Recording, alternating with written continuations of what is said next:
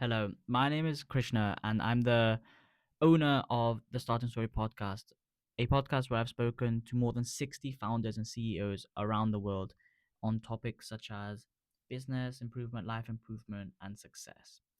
And this series is about me trying to break down the things that I've learned into shorter videos that are more digestible for the younger audience to consume and hopefully learn something from it.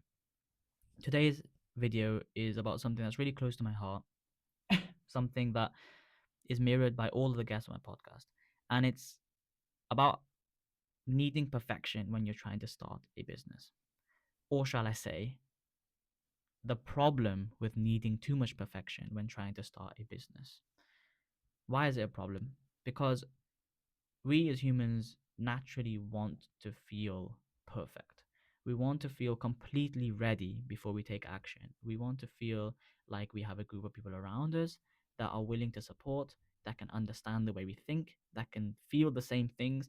If we have this passion that gets us, that we can't even sleep because we're so passionate about it. We want that the person next to us also feels it the same way, and so they're there to be around me and give me the green light and the thumbs up for whatever action I want to take. But it doesn't exist. And as much as you try, you won't be able to find that person that truly, truly gets you. And if you do, well, fair play, you're lucky. But for the vast majority of people, it's not really possible. So what do? We keep telling ourselves we're not ready. We keep finding another course, another book to read, another networking event to go to. We keep delaying because you've got assignments coming up, and then after assignments and it's holidays. And after holidays, I have to give myself time to warm up again for the next semester. But then after that, there's another assignment coming up, and then I've got socializing to do. And before you know it, a whole year has gone by, another 2 years has gone by, another 3 years has gone by. Feeling perfect before taking action feels like the right thing to do, but it's not.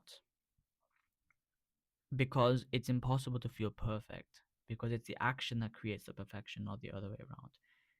You can only feel like an expert after you've done it enough times that you are the expert. You can never feel like the expert, or you can never be an expert if you've not done it enough times to be an expert. So I wanted to talk about this specific topic. I wanted to start by taking your mind back. If you're a student or anyone under the age of 30, you've gone through 15 to 20 to 25 years of education, right? Well, good on you. That's really good. You've done loads of education, but you have to realize that the way it's changed the way you think. Since you were a child, you've always had a curriculum to follow. You've always had a structure, guidelines, a platform you can go to if you want to find out, are you on track? Are you going to pass your exams? Are you learning everything you need to?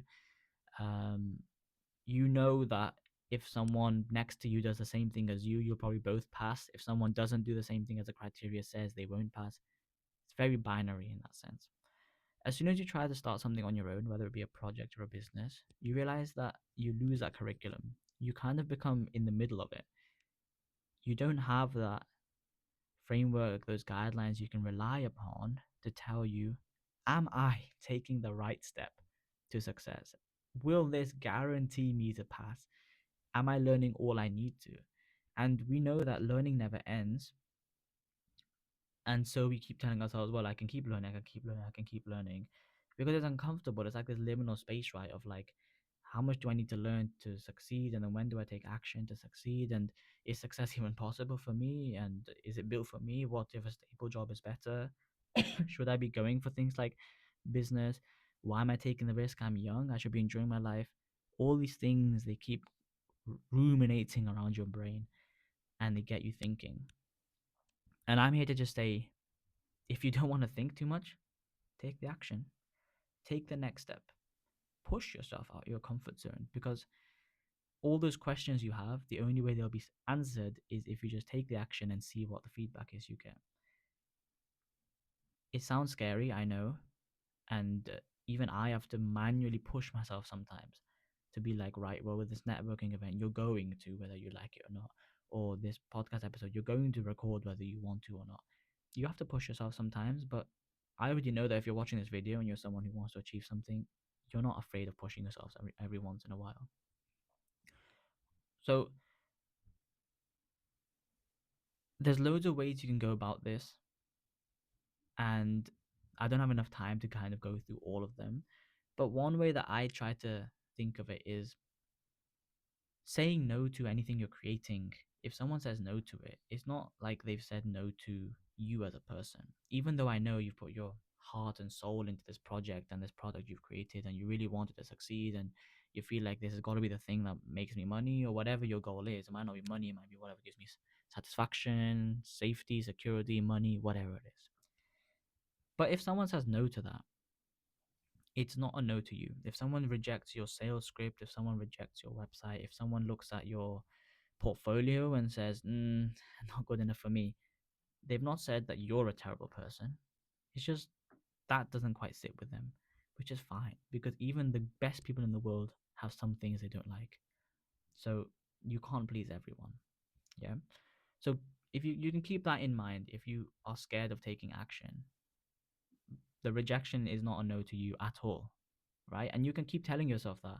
In fact, the way that you've able to do that sales call, the fact that you've been able to create a portfolio in the first place already gives you a lot of kudos compared to a lot of people that don't take action at all.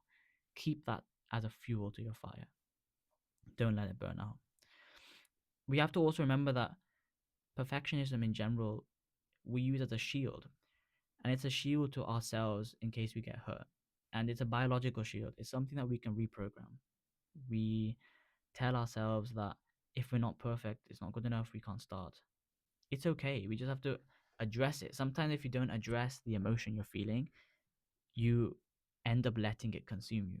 As soon as you give it a label, i.e., this perfection is actually just fear, or this perfectionism is actually just me thinking I'm a really good person, and so I wouldn't want to put something that's not good enough into the world. That's not a bad thing to do. Just label it and then pretend, and tell yourself that, okay, I know that I don't feel comfortable enough to take this action. That's fine, but I'm going to do it anyways and just see what happens. It's not saying no to me. If I get rejected, it's okay. It's not a no to me. I can still continue, but at least I have feedback. Some of my questions I have get answered. It's a difficult step to take, but it's one that has to be done. Um, if you don't take this step, then I think the main problem that occurs, which I think is really unfortunate when I hear it happen to other people, is losing that feeling of worthiness and kind of allowing self doubt to grow inside us. Naturally, if you've been procrastinating something that's really close to your heart for a month, half a year, 1 year, multiple years, over time, when you reflect back, you'll tell yourself, is this really me? Is this really is this what I thought I could do? Am I really built for this? What if this is a signal to me that entrepreneurship and starting a business and creating something is not for me? You keep pushing it away and you keep self doubting yourself. And it becomes this negative spiral of constant self doubt and pushing away. And even if you want to take action, reminding yourself that, well, you didn't do it for 3 years, so who do you think you are taking action now? It's quite a difficult place to be. And again, the only solution to that is taking action. Because, like I said, you take the action, you get the feedback, you get that little bit of dopamine high. The dopamine high comes from you feeling fulfilled, that you've done something a little bit out of your comfort zone. And then slowly you make your comfort zone bigger by taking more and more action.